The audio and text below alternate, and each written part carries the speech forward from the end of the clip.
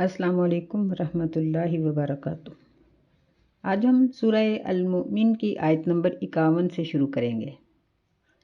اعوذ باللہ السمیع العلیم من الشیطان الرجیم، بسم اللہ الرحمن الرحیم۔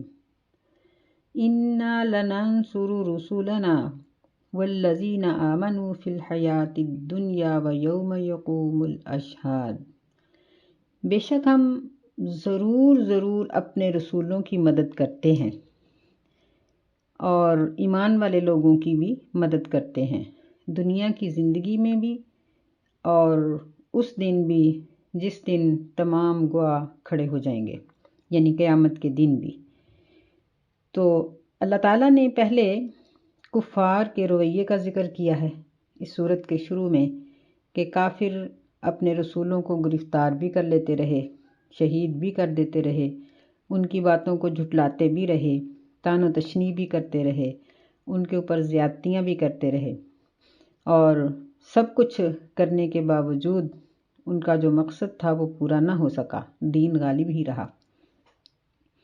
پھر اللہ تعالیٰ نے موسیٰ علیہ السلام اور فرعون اور پھر اس مومن بندے کا ذکر کیا ہے۔ تو اب اللہ تعالیٰ یہ چیز ذکر کر رہے ہیں کہ ہم اپنے رسولوں کی اور ایمان والے لوگوں کی ضرور مدد کریں گے، یعنی صرف آخرت میں نہیں، دنیا میں بھی ہم ان کی مدد کریں گے، اور جس دن گواہ کھڑے ہوں گے اس دن بھی ان کی مدد ہوگی۔ تو دنیا میں ہم دیکھتے ہیں کہ بہت سی جگہوں پر ہمیں ایسے نظر آتا ہے کہ مسلمان مظلومیت کی زندگی گزار رہے ہیں، جس طرح مکے کے مسلمانوں کی حالت تھی۔ پھر مدینہ میں آئے تو یہاں بھی مسلمان جنگیں ہی لڑتے رہے، اور یعنی شہادتیں بھی ہوتی رہیں، سب کچھ ہوتا رہا۔ تو پھر اس مدد کا کیا مطلب ہے؟ تو اس مدد کی کئی صورتیں ہیں جو اللہ تعالیٰ نے اپنے رسولوں اور ایمان والے لوگوں کے لیے بنا رکھی ہے۔ ایک صورت اس کی یہ ہے کہ مومن بندے اور انبیاء علیہم السلام یہ دلائل کے لحاظ سے اور برہان کے لحاظ سے یہ ہمیشہ اپنے دشمن پر غالب رہتے ہیں۔ جس طرح فرعون اور موسیٰ علیہ السلام کا جب مقابلہ ہوا تو فرعون اور اس کے جادوگر جو تھے وہ ہار گئے، اور وہ موسیٰ علیہ السلام کے رب کو سجدہ کرنے پر مجبور ہو گئے۔ پھر اس کی ایک صورت یہ بھی ہوتی ہے کہ اللہ تعالیٰ اپنے انبیاء کو اور مومنین کو ذہنی اور قلبی سکون عطا کر دیتا ہے کہ وہ دیکھتے ہیں کہ کافروں کے پاس شان و شوکت بھی ہے، قوت بھی ہے، ملک و سلطنت بھی ہے، لیکن وہ ان تمام چیزوں کو بالکل پرکاہ کی طرح سمجھتے ہیں، گھاس کے ایک تنکے کی طرح سمجھتے ہیں، اور ان چیزوں کی پرواہ نہ کرتے ہوئے وہ اللہ تعالیٰ کی عبادت اور اس کے دین کے اوپر مضبوطی سے ڈٹے رہتے ہیں، جس کی وجہ سے ان کی آخرت کی زندگی کامیاب ہو جاتی ہے۔ مدد کی ایک صورت یہ بھی ہوتی ہے کہ اللہ تعالیٰ انبیاء علیہم السلام اور مومنوں پر ظلم کرنے والے لوگوں کو اگرچہ کچھ دیر مہلت دے دیتے ہیں، بعض اوقات فوراً پکڑ لیتے ہیں، اور بعض اوقات کچھ دیر مہلت دے کے ان کو پھر ایسا عبرتناک پکڑتے ہیں کہ فرمایا کہ ان بطش ربک لشدید، کہ تیرے رب کی پکڑ سخت ہے۔ وہ دنیا میں بھی جب پکڑتا ہے تو سخت پکڑتا ہے، جس طرح اللہ تعالیٰ نے بنی اسرائیل کو نجات دی اور فرعون کے تمام فوجیوں کو اور تمام لوگوں کو پانی کے اندر ڈبو دیا اور ان کو نشان عبرت بنا دیا۔ بعض اوقات اللہ تعالیٰ نے انبیاء اور مومنین کی مدد اس صورت میں فرمائی ہے کہ ان کو حکومت اور سلطنت دے دیتا ہے، فتح و نصرت سے نواز دیتا ہے، جس طرح سیدنا سلیمان علیہ السلام تھے، سیدنا داؤد علیہ السلام تھے، اور بنی اسرائیل میں بہت سے انبیاء ایسے آئے جنہوں نے بادشاہت کی، اور خود نبی صلی اللہ علیہ وسلم کو بھی فتح مکہ اور اس طرح کی بہت بڑی بڑی فتوحات عطا کی۔ مومنین کو یعنی نبی علیہ السلام کے بعد بھی صحابہ کرام تھے یا ان کے بعد کے آنے والے خلفاء تھے، ان کو بڑی بڑی فتوحات سے نوازا۔ تو یہ سب قسم کی مدد یہ مسلمانوں کی اور انبیاء علیہ السلام کی دنیا میں ہے۔ اس کے بعد جب قیامت کا دن ہوگا اور وہاں اللہ تعالیٰ لوگوں کے اوپر ان کی گواہی کو قبول کریں گے، تو یہ کوئی چھوٹا مقام نہیں ہوگا کہ ایک ایسا موقع، ایسی جگہ جہاں لوگ تھر تھر کانپ رہے ہیں، جہاں اللہ تعالیٰ اس قدر جلال اور غصے میں ہیں کہ نبی صلی اللہ علیہ وسلم نے فرمایا کہ نہ اللہ پہلے اتنے غصے میں آئے ہوں گے اور نہ قیامت کے دن کے بعد اس طرح کے غصے میں آئیں گے جس طرح کا غصہ اللہ تعالیٰ کو قیامت کے دن ہوگا۔ تو ایسے دن میں اللہ تعالیٰ ایسے لوگوں کو گواہی کے لیے بلائیں گے اور ان کی گواہی کو دوسروں کے حق میں، حتیٰ کہ نبی صلی اللہ علیہ وسلم کی امت کے نیک لوگوں کی گواہی کو پہلے تمام انبیاء کے حق میں قبول کیا جائے گا۔ تو یہ کوئی چھوٹا مقام نہیں ہے۔ اور پھر ہم دنیا کی جو مصروفیات ہیں جب ہم اس میں دیکھتے ہیں تو ہمیں وہاں بھی یہ چیز نظر آتی ہے کہ جتنی زیادہ محنت کی جاتی ہے اتنا ہی صلہ زیادہ ملتا ہے، کہ ہم دنیا کی خاطر بھی بڑی بڑی محنت کرتے ہیں، تو اسی طرح ہم جب دین کی خاطر محنت کریں گے تو پھر اس دین کی خاطر جو محنت کی جاتی ہے اس میں جان کی قربانی بھی آ جاتی ہے، مال کی قربانی بھی آ جاتی ہے، یہ ساری چیزیں آ جاتی ہیں۔ یوم لا ينفع الظالمین معذرتهم ولہم اللعنۃ ولہم سوء الدار، جس دن ظلم کرنے والے لوگوں کو ان کی معذرت نفع نہیں دے گی اور ان کے لیے لعنت ہوگی اور ان کے لیے آخرت کا برا انجام ہوگا۔ یعنی یہ حالت ہوگی اللہ کے نافرمانوں کی کہ وہ معذرت پہ معذرت کر رہے ہیں لیکن کوئی فائدہ نہیں، اور ان کے اوپر لعنت کی جا رہی ہے، یعنی اللہ کی رحمت سے دور کر دیا جائے گا، اور پھر ان کے لیے قیامت کے دن کا برا انجام ہوگا، جو ایک طرف تو سزا اور دوسری طرف اس کے ساتھ ساتھ ذلت کا بھی ہوگا۔ تو ایسے موقع پر اللہ تعالیٰ مومنین کو شہادت کے طور پر بلائیں گے۔ وَلَقَدْ آتَيْنَا مُوسَى الْهُدَى وَأَوْرَثْنَا بَنِي إِسْرَائِيلَ الْكِتَابَ، اور بلا شبہ ہم نے موسیٰ علیہ السلام کو ہدایت عطا فرمائی اور ہم نے بنی اسرائیل کو کتاب کا وارث بنا دیا۔ یعنی اگرچہ یہ لوگ مظلوم تھے، مظلومیت کی زندگی انہوں نے گزاری تھی، تو اللہ تعالیٰ نے ان کو اتنا بڑا مقام دیا کہ ان کو کتاب کا وارث بنا دیا، اور موسیٰ علیہ السلام کی جو تعلیمات تھیں اس کو راہ ہدایت دکھانے والا بنا دیا، ہدایت کا سبب بنا دیا۔ یہ بات یاد رکھنی چاہیے کہ ہر اسلامی مذہب چاہے وہ کسی بھی نبی کا تھا، یعنی ہر نبی کے اوپر جو شریعت اللہ تعالیٰ نے اتاری وہ صرف نماز روزہ اور صدقہ خیرات کے بارے میں نہیں تھی، بلکہ تمام دنیا داری کے طریقے بھی بتائے گئے۔ جس طرح ہم دیکھتے ہیں کہ ہماری احادیث کی کتابوں میں سب سے پہلے تو قرآن مجید کو دیکھنا چاہیے کہ اس میں بھی اللہ تعالیٰ نے ہر قسم کی تعلیمات دی ہیں، کاروبار کے طریقے بھی سکھائے ہیں، نکاح کے طریقے بھی سکھائے ہیں، آپس کے معاملات کے طریقے بھی سکھائے ہیں، بولنا چلنا سکھایا ہے، مومن کو اٹھنے بیٹھنے کی تمیز بتائی ہے، کھانے پینے کے طریقے بتائے ہیں، اور اس کی تفصیلات ہم جب حدیث میں دیکھتے ہیں تو آنکھیں کھل جاتی ہیں کہ نبی علیہ الصلاۃ والسلام نے ایسے ایسے بہترین طریقے بتائے کہ اگر ہم تصور کی آنکھ سے دیکھیں تو نبی صلی اللہ علیہ وسلم سے مہذب دنیا کی کوئی شخصیت نہیں، کہ جس طرح آپ نے، یعنی آپ کا اٹھنا بیٹھنا تھا، آپ نے اپنے صحابہ کو اٹھنا بیٹھنا سکھایا، بولنا سکھایا، سونا جاگنا سکھایا، بول و براز کے طریقے سکھائے، کاروبار کے طریقے سکھائے، معاملات سکھائے، ایک دوسرے کے حقوق سکھائے۔ تو شریعت اسی کو کہا جاتا ہے جس میں پوری زندگی کے طریقے ہوں۔ تو اللہ تعالیٰ نے موسیٰ علیہ السلام کو جو کتاب عطا فرمائی اس میں بھی ہر قسم کی رہنمائی تھی۔ پھر اللہ فرماتے ہیں کہ ہم نے بنی اسرائیل کو کتاب کا وارث بنایا، یعنی امت پھر اپنے نبی کی تعلیم کی وارث ہوتی ہے۔ جس طرح نبی صلی اللہ علیہ وسلم نے فرمایا کہ لوگوں کو کہا کہ ان العلماء ورثۃ الانبیاء، کہ جو علماء ہیں یہ انبیاء کے وارث ہیں۔ پھر نبی صلی اللہ علیہ وسلم نے فرمایا کہ الانبیاء لم یورثوا دینارا ولا درہما، کہ نبیوں نے اپنی وراثت میں درہم و دینار نہیں چھوڑے بلکہ انہوں نے اپنی وراثت میں علم چھوڑا، اور جس نے جتنا زیادہ حاصل کیا وہ اتنا ہی بڑا وارث نبی کی وراثت میں ہو گیا۔ ہدی و ذکریٰ لأولی الالباب، جو ہدایت کا سبب ہے اور نصیحت ہے عقلوں والوں کے لیے۔ تو یہاں ہدن کا معنی تو یہ ہو گیا نا کہ راہ دکھانے والی کتاب، ایسی کتاب جو ہر کام میں رہنمائی کرتی ہے، اور ذکریٰ کا معنی یہ ہوا کہ نصیحت، یاد دہانی، یعنی بھولی بسری باتوں کو یاد دلانا، جس طرح موت کو یاد دلانا اور آخرت کے حساب و کتاب کو یاد دلانا، کسی پر ظلم کرتے ہوئے اللہ تعالیٰ کے پاس جا کر اس کا بدلہ دینے کو یاد دلانا، یعنی یہ چیزیں ان کتابوں میں موجود تھیں۔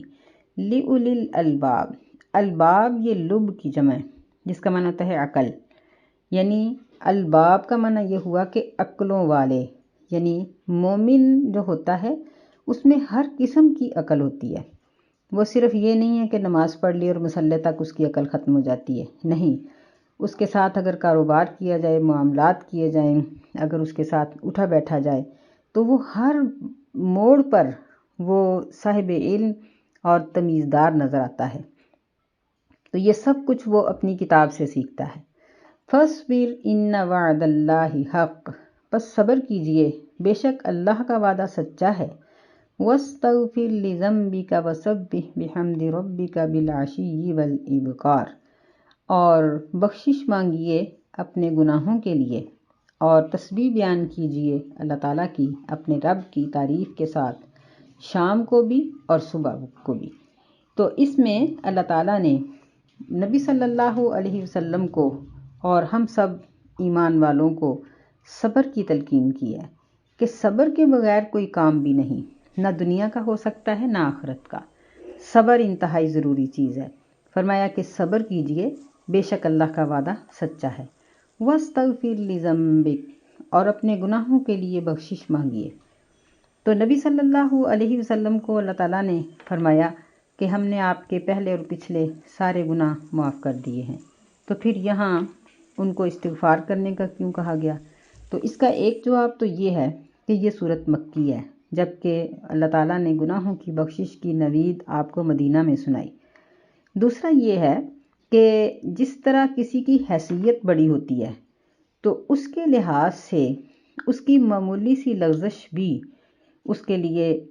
اچھی نہیں ہوتی۔ جس طرح ہم دیکھتے ہیں کہ ایک عام شخص کا اٹھنا بیٹھنا اور طرح کا ہوتا ہے، لیکن وہ لوگ جو صدارت کے منصب پہ ہیں، ملک کا صدر ہے یا وزیر اعظم ہے یا کسی اور بڑے عہدے پہ ہے، وہ اس کا اٹھنا بیٹھنا، اس کی گفتگو، اس کی بول چال وہ ایک عام آدمی سے بہت ہٹ کے ہوتی ہے۔ اس کی معمولی سی لغزش بھی بڑی نمایاں نظر آتی ہے کہ مثلاً کسی پروگرام میں کوئی صدر آ رہا ہے، کوئی وزیر اعظم آ رہا ہے، تو اس کی معمولی سی حرکت بھی بڑی نوٹ کی جاتی ہے۔ تو انبیاء علیہم السلام یہ دنیا والوں میں سب سے بڑی حیثیت کے مالک ہوتے ہیں، ان کا مقام و مرتبہ سب سے اونچا ہوتا ہے، تو اس لحاظ سے ان کی معمولی سی غفلت بھی وہ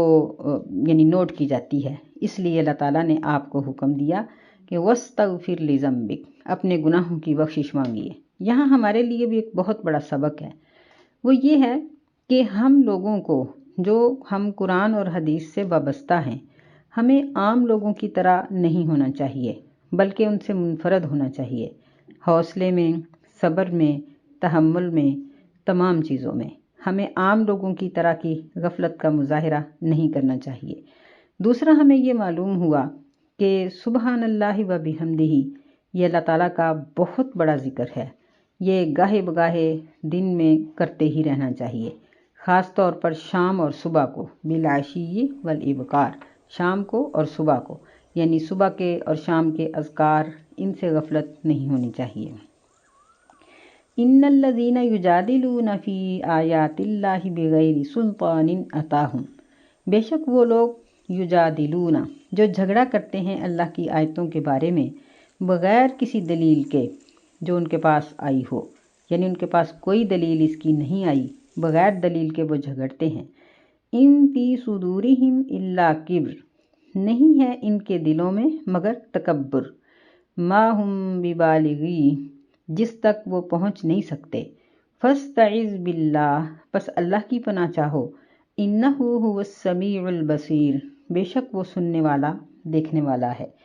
یعنی اللہ تعالیٰ نے یہاں مسلمانوں کو تسلی دی ہے اور فرمایا کہ یہ لوگ جو دین والوں سے ٹکرانے کی کوشش کرتے ہیں اور ٹکراتے ہیں، تو یہ نہ سمجھو کہ شاید یہ سچ پر ہیں، یہ حق پر ہیں، نہیں، یہ متکبر ہیں، یہ اپنے آپ کو بہت بڑا سمجھتے ہیں اور یہ یعنی کہتے ہیں کہ کسی دوسرے کو عزت اور دوسرے کو مقام کیوں مل جائے، اس وجہ سے یہ تمہارے ساتھ بحث کرتے ہیں۔ ان فی صدورہم الا کبر ما ہم ببالغی، یہ اپنے آپ کو اتنا بڑا بناتے ہیں کہ جتنے یہ ہے نہیں، جس مقام یعنی پہاڑ جتنے ہونا چاہتے ہیں لیکن ہو نہیں سکتے۔ تو پھر مسلمان ان کے ساتھ مقابلہ کس طرح سے کرے گا؟ اس کا طریقہ بھی اللہ تعالیٰ نے بتا دیا، فاستعذ باللہ، کہ اللہ کی پناہ چاہو۔ یعنی اگر کوئی شخص یہ دیکھے کہ اس کے اوپر کوئی ایک ایسا شخص غالب آ رہا ہے یا ظلم کر رہا ہے جو اس کا حق اس کو نہیں دے رہا، تو اس کو چاہیے کہ وہ اعوذ باللہ من الشیطان الرجیم اور لا حول ولا قوت الا باللہ جیسے الفاظ کثرت سے پڑھے۔ اللہ تعالیٰ اس کو اس کے ظلم سے اور اس کے غلبے اور تکبر سے نجات دے دے گا۔ جس طرح سیدنا موسیٰ علیہ السلام کو فرعون نے جب قتل کی دھمکی دی تو انہوں نے کیا کہا؟ فرمایا کہ انی عذت بربی، میں اپنے رب کی پناہ چاہتا ہوں۔ تو اس طرح ہمیں بھی چاہیے کہ ہم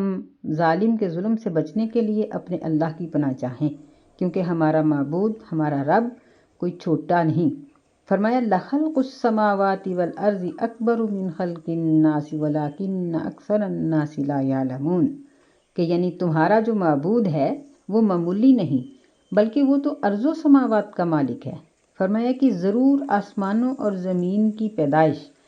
بہت بڑی ہے لوگوں کی پیدائش سے، اور لیکن اکثر لوگ نہیں جانتے۔ یعنی اللہ اتنا عظیم ہے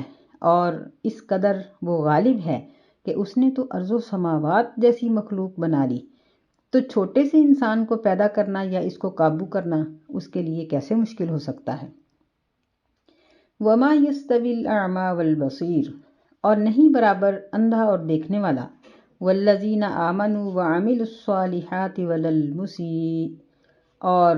نہ ہی وہ لوگ برابر ہیں جو ایمان لائے اور نیک عمل کیے، اور نہ ہی گناہ گار، یعنی مومن اور گناہ گار بھی برابر نہیں۔ قلیلا ما تتذکرون، تھوڑا ہے جو تم نصیحت پکڑتے ہو۔ یعنی اندھا اور دیکھنے والا، مومن اور گناہ گار یہ برابر نہیں ہے۔ مطلب یہ ہے کہ ان کے معاملات پر اور ان کی باتوں پر غور کرنا یا اپنے آپ کو ان میں پریشان کر دینا یہ ٹھیک نہیں ہے، بلکہ صبر کیجئے اور استقامت اختیار کیجئے۔ ان الساعۃ لآتیۃ لا ریب فیہا، بے شک قیامت آنے والی ہے جس کے آنے میں کوئی بھی شک نہیں۔ ولیکن اکثر الناس لا یعلمون، اور لیکن اکثر لوگ اس بات کو نہیں جانتے۔ ولیکن اکثر الناس لا یؤمنون، لیکن اکثر لوگ اس بات پر ایمان نہیں لاتے۔ یعنی اللہ تعالیٰ کی اتنی بڑی ذات ہے کہ وہ تو قیامت کو بھی لمحے بھر میں لا سکتا ہے۔ فرمایا کہ قیامت ضرور آنے والی ہے۔ اب قیامت صغریٰ بھی ہے اور قیامت کبریٰ بھی ہے، کہ بہت سے لوگ ایسے ہیں جو قیامت کبریٰ سے پہلے دنیا سے جا چکے ہیں، دھڑا دھڑ ان کی موتیں ہو رہی ہیں، لیکن نبی صلی اللہ علیہ وسلم نے فرمایا کہ من مات فقد قامت قیامتہ، کہ جو مر گیا اس کی قیامت تو آ گئی، اسے قیامت کبریٰ کے ساتھ کیا تعلق ہے۔ تو اس طرح سے ہمیں اپنی موت کی قیامت سے ڈرتے رہنا چاہیے۔ فرمایا کہ اکثر لوگ اس بات پر یقین نہیں رکھتے، حالانکہ یہ یقینی بات ہے۔ وقال ربکم ادعونی استجب لکم، اور تمہارے رب نے کہا کہ مجھے پکارو، میں تمہاری بات کو قبول کرتا ہوں۔ ان الذین یستکبرون عن عبادتی سیدخلون جہنم داخرین، بے شک جو لوگ اللہ کی عبادت سے تکبر کرتے ہیں ان قریب وہ جہنم میں اس طرح سے داخل کیے جائیں گے کہ وہ ذلیل و رسوا ہوں گے۔ داخرین، ذلت اور رسوائی کے ساتھ ان کو جہنم میں داخل کر دیا جائے گا۔ تو اس آیت مبارکہ میں اللہ تعالیٰ نے ہمیں دعا کرنے کا حکم دیا ہے کہ تمہارے رب نے یہ کہا ہے کہ مجھے پکارو، مجھ سے مانگو، یعنی اللہ تعالیٰ کے ساتھ کسی اور کو شریک نہ ٹھہراؤ، صرف اللہ ہی سے مانگو، کسی کو اس کا پکارنے میں ساتھی نہ بناؤ، نہ ہی اللہ کی طرف پہنچنے کا کسی کو وسیلہ بناؤ، ڈائریکٹ اللہ کو پکارو، اللہ سے مانگو۔ اللہ تعالیٰ ہماری دعا کو سنتا ہے، جو چیز مناسب ہوتی ہے وہ ہمیں دے دیتا ہے، اور جو چیز مناسب نہیں ہوتی اس پر ہمیں اجر اور ثواب دے دیتا ہے۔ دوسری جگہ پر اللہ تعالیٰ نے قبولیت کے ساتھ کچھ شرطیں بھی لگائی ہیں، اور وہ یہ ہیں کہ جب میرے بندے مجھ سے سوال کرتے ہیں میرے بارے میں تو ان کو بتا دو کہ میں ان کے قریب ہوں، میں پکارنے والے کی پکار کو سنتا ہوں۔ فَلْيَسْتَجِيبُوا لِي وَلْيُؤْمِنُوا بِي، یعنی ایک تو ان کو چاہیے کہ خالص مجھے پکاریں، اور دوسرا یہ ہے کہ وہ مجھ پر ایمان لائیں، میری دعوت کو اور میرے احکامات کو قبول کریں، اور تیسرا یہ ہے کہ وہ مجھ پر ایمان لائیں، اور لعلہم یرشدون، چوتھی بات یہ ہے کہ وہ ہدایت کی راہ کو اختیار کریں۔ یعنی یہ شرائط اگر ہوں تو اللہ تعالیٰ دعا کو ضائع نہیں کرتے، بلکہ یا تو اس چیز کو فوراً دے دیا جاتا ہے، یا پھر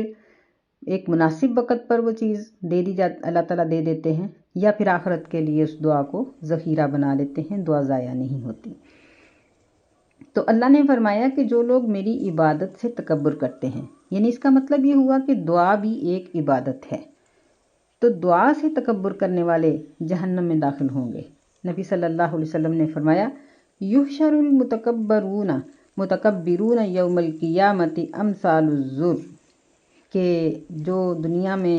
اکڑ کے چلتے ہیں، بڑی گردن سیدھی کر کے چلتے ہیں، قیامت کے دن جب یہ حاضر کیے جائیں گے، اکٹھے کیے جائیں گے تو یہ چیونٹیوں کی طرح ہوں گے۔ یعنی چیونٹی کی انسان کے سامنے کیا حیثیت ہے، کیا قد و قامت ہے چیونٹی کی، یہ حیثیت ان لوگوں کی ہوگی کہ وہ قیامت کے دن چیونٹیوں کی شکل میں اکٹھے کیے جائیں گے، اور پھر ان کو انتہائی ذلت کے ساتھ جہنم کی طرف ہانکا جائے گا، اور جہنم کا ایک بدترین درجہ ہے جس کا نام بونس ہے، وہاں ان کو داخل کر دیا جائے گا، جہاں ان کو زخموں سے نکلا ہوا خون اور پیپ پلایا جائے گا۔ یعنی ان کے لیے آخرت میں صرف عذاب ہی نہیں، ذلت والا عذاب ہوگا، اللہ ہمیں محفوظ رکھے۔ اللہ الذی جعل لکم اللیل لتسکنوا فیہ والنہار مبصرا، اللہ تعالیٰ تو وہ ذات ہے جس نے تمہارے لیے رات کو بنایا تاکہ تم اس میں سکون پکڑو، اور دن کو دیکھنے کے لیے بنایا۔ ان اللہ لذو فضل علی الناس ولکن اکثر الناس لا یشکرون، بے شک اللہ تعالیٰ لوگوں کے اوپر بہت فضل کرنے والا ہے، اور لیکن اکثر لوگ شکر نہیں کرتے۔ یعنی اللہ تو دن رات کا خالق ہے، اور اس نے دن کو دیکھنے کے لیے، چلنے پھرنے کے لیے، اور رات کو سکون کے لیے بنایا، تو یہ اللہ تعالیٰ کی بڑی بڑی نعمتوں میں سے یہ نعمت ہے، لیکن لوگ اس کا شکر نہیں ادا کرتے۔ ذالکم اللہ ربکم خالق کل شیء، یہ ہے تمہارا اللہ جو تمہارا رب ہے، جو ہر چیز کو پیدا کرنے والا ہے۔ لا الہ الا ہو، کوئی بھی معبود نہیں مگر وہی۔ فَأَنَّا تُؤْفَكُونَ، بس تم کہاں بہہ کے جاتے ہو، یا اس کا مطلب یہ بھی ہوتا ہے کہ تم کیسے کیسے جھوٹ بولتے ہو، کیسے کیسے بہتان لگاتے ہو۔ كَذَلِكَ يُؤْفَكُ الَّذِينَ كَانُوا بِآيَاتِ اللَّهِ يَجْحَدُونَ، اسی طرح وہ لوگ بھی جھوٹ بولتے رہے، بہتان لگاتے رہے، یا بہکتے رہے جو اللہ کی آیتوں کا انکار کرتے تھے۔ یعنی جو اللہ کی آیات کو نہیں مانتا وہ بھی اسی طرح بہک جاتا ہے یا اللہ تعالیٰ پر جھوٹ بولتا ہے۔ تو اللہ تعالیٰ نے یہاں اپنی تمام صفات کمال کا جامع طور پر ذکر کیا ہے، اور فرمایا کہ اللہ تعالیٰ تو وہ ہے جس میں تمام قسم کی صفات جامع طور پر موجود ہیں۔ دوسری بات ان آیات میں فرمائی کہ وہی تمہارا رب ہے۔ تیسری بات یہ ہمیں بتائی ہے کہ وہی ہر چیز کا خالق ہے، اور چوتھی بات اللہ تعالیٰ نے ہمیں یہ کہی ہے کہ وہی عبادت کے لائق ہے، اس کے سوا کوئی عبادت کے لائق نہیں، لہٰذا دعا کرو تو اسی سے، عبادت کرو تو اسی کی، ڈرو تو اسی سے۔ دنیا کے ڈر سے کسی کام کو کرنا یا چھوڑنا یہ غلط ہے۔ اللہ کا ڈر جس دل میں بس گیا وہ دل جہنم کی آگ سے بچ گیا، کیونکہ اس نے اپنے عمل کو سدھار لیا، اپنے عمل کو اس نے بہتر کر لیا۔ اللہ تعالیٰ سے دعا ہے کہ اللہ تعالیٰ ہمیں تقوی اختیار کرنے کی توفیق عطا فرمائے۔ اللہم انا نسألک الہدی والتقی والعفاف والغنی، اے اللہ ہمیں متقی بنا دے، ہمیں اپنے نیک بندے بنا دے، اور ہمیں اپنی ذات سے ڈرنے کی توفیق عطا فرما، اور ہمیں جہنم کی آگ سے اور قیامت کے دن اور دنیا کی ذلت سے محفوظ فرما۔ آمین۔ السلام علیکم ورحمۃ اللہ وبرکاتہ۔